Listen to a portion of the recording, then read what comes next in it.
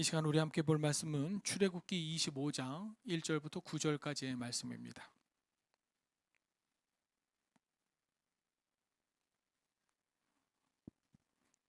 출애굽기 25장 1절부터 9절까지의 말씀입니다.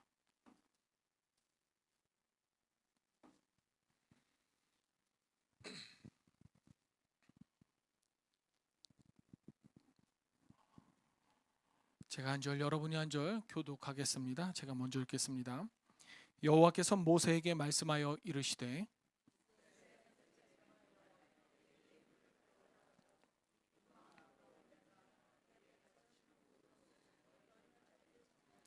너희가 그들에게서 받을 예물은 이러하니 금과 은과 놋과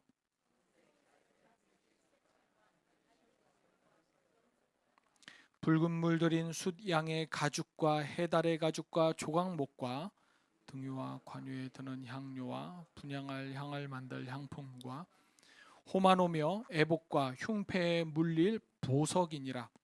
내가 그들 중에 거할 성소를 그들이 나를 위하여 짓되. 함께 읽겠습니다. 물은 내가 내게 보이는 모양대로 장막을 짓고 기구들도 그 모양을 따라 지을지니라. 아멘.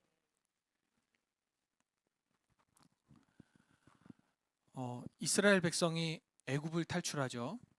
모세의 지도 가운데서 애굽을 탈출하고 시내 광야에 머물 때요, 모세는 시내산에 올라가 하나님을 뵙게 됩니다. 이때 하나님께서는 이스라엘 백성들한테 성막을 만들라고 요구를 하세요. 성막이란 그 일종의 이동식 성전이죠. 광야 생활을 하면서 제사 지낼 수 있도록 만든 구별된 이동식 성전입니다. 하나님은 이 성막을 통해서 이스라엘 백성 중에 거하시겠다, 그렇게 그 뜻을 내보이신 겁니다. 사실 하나님은 이 온 세상에 충만하신 분이십니다. 그런데 왜 하나님께서 거할 장소를 따로 만들라고 하셨을까? 바로 그 택하신 백성, 이 이스라엘 백성 가운데에서 내가 함께하고 있다라는 것을 눈으로 물리적으로 보여주시기 위해서입니다. 하나님은 이 세상 어디나 계시지 않습니까? 어디나 임재하시는 분이시지만 그 택하신 백성에게 당신을 드러내시기로 결정을 하신 거죠. 하나님께서 지금 우리에게도 자신을 드러내셨지 않습니까? 여러분들 다 하나님을 만나셨죠? 그렇기 때문에 우리가 하나님을 믿을 수 있는 것 아니겠습니까? 드러내시는 겁니다. 그러면 하나님 자신을 왜 선택받은 자들에게 드러내십니까? 바로 사랑하시기 때문에 드러내시는 겁니다. 사랑하지 않으면 드러낼 이유도 없고 알릴 이유도 없어요. 우리가 하나님을 안다는 것은 하나님께서 우리를 뭐 하신다? 사랑하신다는 겁니다. 사랑하시니까 하나님은 드러내셨고요, 임마누엘의 하나님이시기도 하시고 이 땅에 오신 예수님이시기도 하신 것이죠.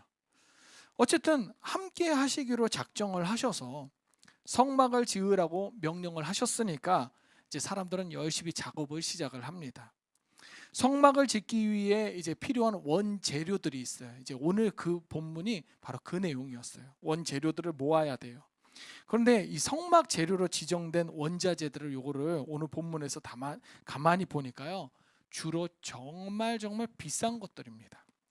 먼저 뭐 보였었습니까? 뭐 금도 보이고 은도 보이고, 뭐 요즘은 좀 덜할지 몰라도 옛날에 놋도 있고요. 이런 가장 당시 비싼 금속들이 어마어마한 양이 필요해요. 이 오늘 본문에는 종류만 나오지 양은 안 나오는데요, 다른 모세오경에 보면 양도 나오는데 막 톤 단위예요. 몇 톤이래요. 또 왕실에서나 사용되던 푸른색과 보라색으로 염색된 실, 옛날에는 이 염색하는 것 자체가 되게 어려웠지 않습니까? 근데 그 중에서도 귀한 색깔인 푸른색과 보라색, 이 실을 필요로 한다는 것은 이거를 실을 잘 짜갖고 천을 만들겠다는 소리거든요. 그러니까 이 실 또한 얼마나 많이 필요하겠습니까? 또 아카시아 나무, 또 향품, 보석 등등 정말 귀한 것들을 막 말씀을 하세요. 하나님은 이렇게 지금 말씀을 하셨는데 이런 거 갖고 만들어라. 아니, 이제 애굽에서 노예로 살다가 탈출한 지 1년밖에 지나지 않은 이 광야 생활하는 사람들한테 이렇게 귀한 것을 이제 마련을 하라고 하시는 겁니다. 근데 거기다 조건도 있어요. 반드시 자원에서 가져오래요. 여러분, 자원이 뭡니까? 머뭇거리는 것이 아니라 기쁨으로 스스로 원해서예요. 그런데 이렇게 귀한 것들을 자원에서 다 드렸으면, 그럼 하나님 이거 갖고 왔습니다, 여기 헌금 있어요, 그러면은 하나님이 그래 잘 갖고 왔다 하면서 하나님이 직접 뚝딱뚝딱 만드시는 것도 아니라 드린 사람들이 또 각자의 재능을 한껏 발휘해서 가구도 만들고 천도 만들고 옷도 만들고 기구도 만들고 또 만들고 또 만들고 또 거기에 시간과 노력을 또 써야 돼요. 그랬더니 이제 오늘 본문은 아닌데 나중에 39장 32절에 이스라엘 자손이 명령하신 대로 다 행하고 라고 되어 있듯이 이제 다 만듭니다. 그런데 한번 생각해 보십시오. 이스라엘 백성이 이 귀한 것들을 광야 한복판에서 어떻게 구했을까? 사실 이스라엘 백성들은 이미 이것을 갖고 있었습니다. 애굽을 탈출할 때 하나님께서 애굽 사람들에게서 받아가라 라고 명령을 하셔서 애굽 사람들한테 받아갖고 나왔어요. 문제는 이 귀한 것들을 백성들이 각자 자기 주머니에 갖고 있었던 시간이 지금 이때가 한 1년이 다 지난 시간입니다. 그리고 여러분, 1년이라는 시간은요, 이 물건이 내 거야 라고 생각하기에 충분한 시간이지 않습니까? 우리나라도 길 가다가 물건을 주워서 경찰서에다가 갖다 줬는데도 주인이 나타나지 않으면 신고한 사람이 가져갈 수 있는 기간이 있대요. 혹시 그게 언제인지 아십니까? 6개월. 예, 맞습니다. 6개월이랍니다. 누가 하나 좀 로또라든가 큰 돈가방 같은 거 떨어뜨리면 참 좋을 것 같아요. 주인이 안 나타나면 좋겠습니다. 근데 그 6개월 동안, 근데 이건 6개월도 아니고 6개월의 2배인 1년이에요. 1년이란 시간 동안 내가 갖고 있던 물건, 내가 지니고 있었던 물건, 그거 내 거지 않습니까? 그러니 자원에서 기쁜 마음으로 성전 만들 것을 그거를 내놓아라. 그러면 이 명령이 가볍게 들리겠습니까? 무겁게 들리겠습니까? 더욱더 무겁고 또 때로는 가슴 아플 수도 있을 겁니다. 사실 오늘날 사람들은 자기의 노력으로 크든 작든 뭔가를 또 이뤄내고요. 또 그렇게 얻은 것을 온전히 자기를 위해서 다 사용을 하려고 합니다. 돈이나 지위나 시간이나 다 내가 풍요롭고 내가 즐겁고 내가 누리기 위한 나의 유익을 위해서 사용을 하지 않습니까? 물론 하나님이 우리에게 주신 것입니다. 그렇기 때문에 당연히 날 위해서도 사용할 수 있습니다. 그런데 정말 주의해야 될 것은 지금 하나님께서는, 여러분, 우리의 하나님께서는요, 나의 하나님께서는 내가 가진 내 것이 아님을 인정하라고 지금 우리한테 요구하고 계시는 겁니다. 내 것 같아 보이는 물질, 내 것 같아 보이는 시간, 내 것 같아 보이는 그 외의 여러 가지를 날 위해서 사용하기를 거절하는 자유, 그 거절하는 자유를 한번 누려보라라고 가르쳐 주시는 거죠. 즉 하나님께 기꺼이 나를 드릴 수 있음이 보여야 한다는 겁니다. 그럼 하나님께서는 지금 내가 나를 하나님께 온전하게 드릴 수 있는지를 보기 위한 목적으로 성막을 지으라고 하신 것입니까? 그거 아니에요. 말씀드렸다시피 성막을 지으라고 하신 목적은 하나님께서 우리 가운데 함께 하시려는 겁니다. 하나님이 우리와 함께 하시면 어떤 일이 일어날까요? 먼저 우리가 하나님의 영광을 볼 수 있다고 합니다. 하나님의 영광을 본다, 좀 되게 추상적인 말처럼 들려요. 하나님의 영광을 본다는 게 무슨 말이야? 말은 되게 많이 들어본 것 같은데, 근데 그렇다고 해서 이것을 딱 하나로 말하기는 너무 어려워요. 되게 다양하니까. 근데 그렇다고 그걸 다 말할 수는 없으니까 하나만 말씀을 드리자면, 조금만 구체적으로 말해보자면요, 하나님이 내 인생에서 가장 크고 가장 중요한 분으로 실제 느껴지고 인정되는 것을 하나님의 영광을 본다라고 할 수 있는 겁니다. 하나님이 나에게서 가장 중요한 분이야 라고 느껴진다면 우리는 그것을 하나님을 본다라고 말할 수 있는 겁니다. 하나님이 내 인생을 주도하시는 것이 느껴질 때, 내가 이렇게 순종했더니만 하나님이 정말 살아계시는구나 이것이 우리 삶에서 확인될 때가 있지 않습니까? 이게 하나님의 영광이 내 삶 가운데 임한다라고 할 수 있는 한 가지 사건이 됩니다. 그래서 하나님께서 그렇게 움직이시고자 하실 때 구름 기둥이 이동하는 것을 우리는 또 보게 될 것이고요. 그러면 구름 기둥이 이동하면 나는 어떻게 해야 됩니까? 나도 같이 따라가는 거고요. 구름 기둥이 가다가 멈춰요. 그럼 나도 멈추고요. 우린 이것을 또 뭐라고 부르냐면 동행이라고 부르게 됩니다. 우리에게는 하나님 놔두고 나 혼자 지멋대로 움직일 의지가 있을까요, 없을까요? 당연히 있습니다. 하나님 여기 더시고 하나님 여기 계세요. 나 혼자 놀다 올게요. 할 수 있습니다. 그런데 하나님의 성막이 우리 안에 있는 자라면, 자기 안에 있는 자라면, 다시 말해서 하나님이 함께 하시는 자라면, 하나님의 영광을 본 자라면 누가 하나님과의 동행의 기회를 마다하겠습니까? 그리고 이렇게 성막이 있으면 늘 예배하게 됩니다. 왜냐하면 성막이 눈앞에 있는데 우리가 성막을 바라보게 되잖아요. 내 눈이 주님만 바라보게 되는데, 우리 이런 찬양이 있지 않습니까? 내 눈 주의 영광을 보내 우리 가운데 계신 주님. 바로 이런 이유로 인해서 하나님의 영광을 보고 하나님과 동행을 하게 되고 하나님께 예배하게 되는 이유로 하나님께서는 우리한테 성막을 지으라라고 명령을 하신 겁니다. 즉 하나님께서는 우리와 함께 계시고 싶으신 마음이 늘 가득하신 분이다 이거예요. 그런데 하나님은 우리와 함께 계시고 싶으신데 우리 현실은 어떤가 하는 거죠. 하나님이 나와 함께 하신다라고 말은 하지만 막상 우리의 일상이 시간에 따라서 굴러가게 되면 내 눈은 다른 것들을 따라가요. 사람마다 취향이 다르고 관심사가 다릅니다. 내 취향, 요거 좋아 보이네, 저거 좋아 보이네 하다 보니까 정말로 내가 올바르게 쳐다봐야 될 하나님은 어느새 뒷전이 되어버릴 때가 순간순간 있습니다. 매 순간 그런 건 아니지만. 그래서 주님을 바르게, 정말 바르게 바라봄이 우리에게는 필요하다는 겁니다. 하나님께서는 우리와 함께 하시고 싶으신 마음이 정말 가득하신데 난 하나님을 내가 보고 싶은 대로 보는 왜곡된 시선을 갖거나 혹은 내가 보고 싶을 때만 볼 때가 있다는 거죠. 내 필요에 의해서 주님을 보고 내 유익에 따라서 성경을 해석을 합니다. 그럼 우리 여기서 질문을 해야 합니다.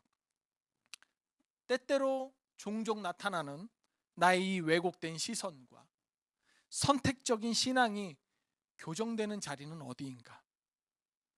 하나님이 함께 하십니다.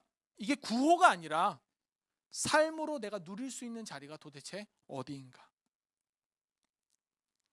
성막을 보면요, 성막은 하나님께서 거하시는 정말 거룩하고 정말 영광스러운 장소이지만 성막을 누가 만들죠? 결국 우리 사람 손에 의해서 만들지 않습니까? 이 말은 오해하시면 안 되는 게 하나님도 겨우 우리 인간이 집 만들어 줘야지만 거할 것이 생기는 그런 존재네, 이런 의미가 결코 아니라 모든 일의 최종은 하나님의 도우심을 따르기는 하지만 결국 누구 손이 필요한 겁니까? 우리의 손이 필요하다는 겁니다. 즉 내가 할 것은 내가 해야 하는 거예요. 출애굽 당시에는 부살렐과 오홀리압 같은 장인이 있었고요. 이 장인이 여러 일꾼들과 함께 그 성막을 만들게 됩니다. 그런데 이들이 성막을 만드는 기술은 하나님께서 갖게 해주셨다라고 기록이 되어 있어요. 누가 도와주시는 겁니까? 하나님이 도우시는 겁니다. 그리고 하나님은 도우시고 사람은 손을 움직여서 완성을 해 나가는 거죠. 여러분, 이걸 오늘날 그대로 우리 삶으로 옮긴다면 내 삶에 말씀 묵상이라는 장막을 세우고 기도라는 기둥을 세우는 것은 결국 누가 해야 되는 겁니까? 바로 나인 겁니다. 그런데 우리가 늘 하는 말이지만 처음부터 바로 말씀 묵상하면 한 번에 딱 말씀 묵상이 가능하겠습니까? 오늘 내가 큐티를 해보겠어 라고 해서 성경책을 딱 펴고 나면 정말로 성경책에 완전히 몰입하면서 집중이 잘 됩니까? 안 되죠. 마음 먹으면 그냥 바로 되던 게 아닙니다. 꾸준한 노력이 필요합니다. 올바름, 바름을 위해서라면 노력이 필요한 거예요.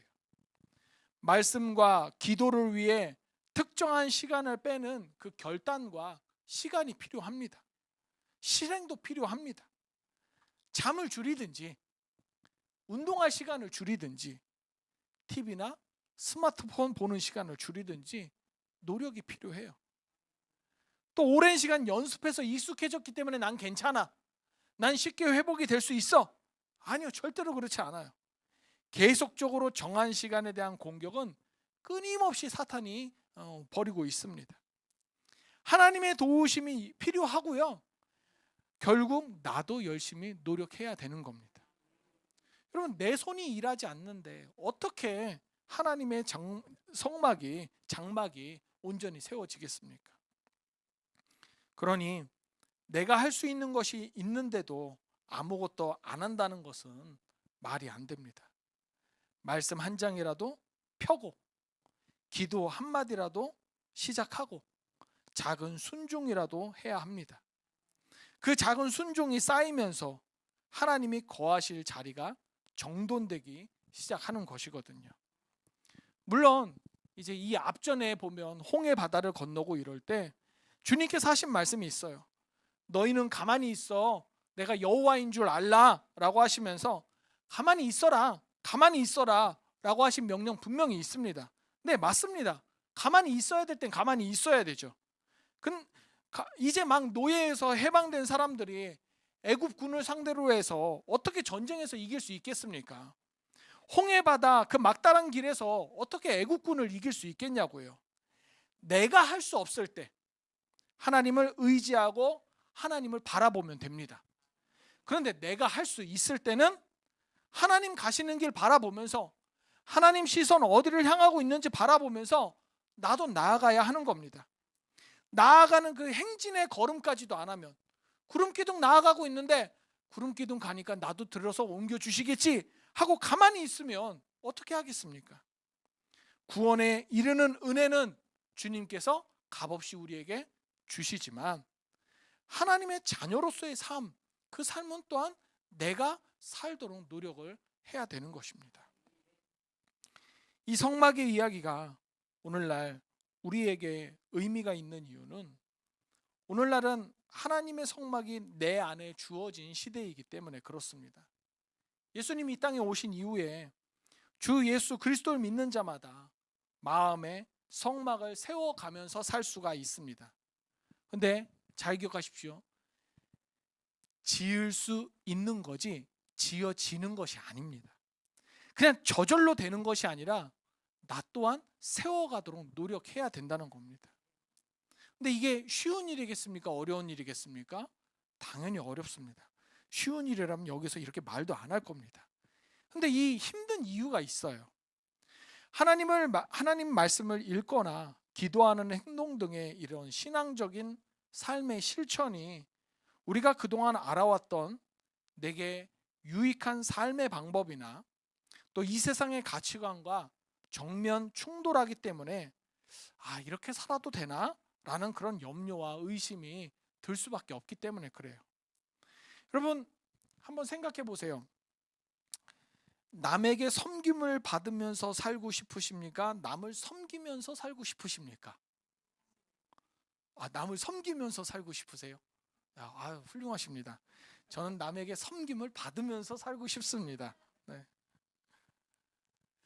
사실 세상의 가치관으로 따지자면 남에게 섬김을 받으면서 사는 사람이 훨씬 더 높은 사람이고 훨씬 더 풍족한 사람이고 훨씬 더 나은 사람이니까 이 세상은 그렇게 가르칩니다. 그리고 그것이 너에게 유익이 된다라고 우리한테 알려줍니다. 사실 그거 다 알고 있잖아요. 마음속 깊은 곳에서는 그래, 나도 섬김을 받으면서 살아야지 하면서 다들 뭐 나보다 낮은 사람인 마냥 깔보면서 판단하고도 그러기도 하지 않습니까? 그런데 이제 우리가 예수님 때문에 그러면 안 된다는 것 또한 알지 않습니까? 그럼 이렇게 다른 사람들 막 섬겨주고 퍼주고 다른 사람들보다 못한 것처럼 살다 보면은 왠지 다른 사람들한테 뒤처질 것 같고 심지어 다른 사람들로부터 얕잡아 보여질 것 같잖아요. 근데 여러분 실제로 그거 틀린 말 아닙니다. 다른 사람들한테 뒤처지기도 합니다. 다른 사람들 자꾸 섬기다 보면은 내 순서가 뒤로 밀릴 수도 있습니다. 속도가 현저하게 느려질 수도 있어요. 그리고 그게 곧 손해처럼 보여요. 그런데 한번 생각해 보세요. 예수님께서 화려한 삶을 사셨나? 예수님께서 하실 수만 있다면 이 땅에 왕으로도 태어나실 수도 있으셨을 텐데 풍요로운 삶으로 사셨습니까? 고위직에 오르셨습니까? 뭐 유명세가 있으셨습니까? 그런데 왜 그러지 않으셨던 예수님인데 왜 우리는 예수님 닮는 사람 된다고 하면서 왜 예수님의 정반대의 모양을 우리는 꿈꾸고 있는 것일까요?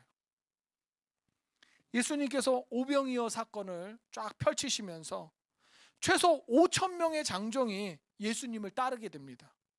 여러분 5천 명은요 훈련만 안 받았지 당시 로마 군단 1개 군단과 맞먹는 대단한 숫자 병력이었어요. 그런데 예수님은 이들을 갖다가 다 내보내셨어요.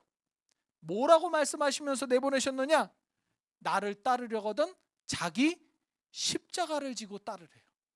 죽을 각오를 해야지만 나를 따를 수 있다라고 하시면서 다 흩으셨어요. 와, 내가 이 5천 명 있으면 내가 대형 교회를 이룰 수 있을 거야. 내가 5천 명만 있으면 이 나라를 전복시킬 수 있을 거야. 쿠데타를 일으킬 수 있을 거야. 헤롯 대왕을 내보낼 수 있을 거야. 이런 생각하신 게 아니었다고요. 성경을 잘못 이해해서 왜곡하고 자기 생각대로 해석하면 내가 이 땅에서 그리스도인으로서 어떤 모습으로 살아야 하는지 내 좋을 대로 이해하고 받아들입니다. 그러다 보면 말씀과 기도의 자리도 내 유익에 따라 붙들었다 놓았다 하게 되겠죠. 여러분 주님 믿는 길이 참 좁은 길입니다. 그렇죠? 그런데 문제는요 주님이 원하시지 않는 좁은 길도 있어요. 주님이 원하시지 않는 좁은 길은 뭐냐면 나 혼자 만족해서 스스로 대견해야 하는 종교인의 삶. 자기 혼자 좁은 길 가는 거예요. 하나님이 원하지도 않는데. 천국으로 가는 좁은 길이 아니라 자기 만족을 하게 하는 그런 좁은 길도 있다는 겁니다. 오늘 우리 예배자 되신 성도 여러분, 우리 각자의 마음 가운데 진짜 하나님께서 거하시는 그런 성막을 짓는 우리 모두가 되기를 원합니다. 하나님과 동행을 하고요. 하나님을 예배하는 삶, 그 삶이 우리의 삶이 되었으면 합니다. 여호와의 영광이 성막의 충만함을 우리 각자의 삶에서 직접 보고 느끼고 체험하는 그런 그리스도인이 되어봐야 되지 않겠습니까? 말씀과 기도의 자리를 충실하게 세워가기를 주님의 이름으로 축원합니다. 오늘 한번 그래 말씀 좀 읽어봐야지, 기도 중요하지, 이런 결심으로 끝나지 말고 진짜 말씀 한 장, 기도 한마디, 그리고 그런 것들을 할 수 있는 그 정한 시간, 그 정한 시간을 붙드는 그 작은 순종을 이어가면서 그 자리에서 하나님의 함께 하심을 누리는 우리 모두가 되기를 주님의 이름으로 축복합니다. 기도하겠습니다. 하나님 아버지, 우리가 주님을 말로만 붙들고 살았던 시간들이 있었음을 인정합니다. 내 손에 있다 하여서 내 것을 주장하며 하나님을 내 눈에 보이는 것보다 더 미루고 심지어 하나님의 말씀조차 내 뜻대로 이해하고 해석했던 나의 유익함을 추구했었던 그런 모습들을 용서해 주시옵소서. 말씀을 펴는 일과 기도의 자리를 자꾸 뒤로 미뤘었던 게으름 또한 회개합니다. 그러하오니 이제 주님 앞에 바르게 서게 하여 주시옵고 짧게라도 말씀을 붙들게 하시며 하루의 시간을 온전히 잘라서 온전히 주님께 내어드리는 결단을 우리에게 허락하여 주시옵소서. 내 필요로 주님을 재단하지 않게 하시고 주님의 뜻 앞에서는 내 뜻, 내 생각이 꺾이게 하셔서 우리 가정을 비롯한 각자의 삶의 자리에서 믿음의 행진, 그 행진을 뚜벅뚜벅 걸어갈 수 있도록 도와주시옵소서. 예수님의 이름으로 기도합니다. 아멘.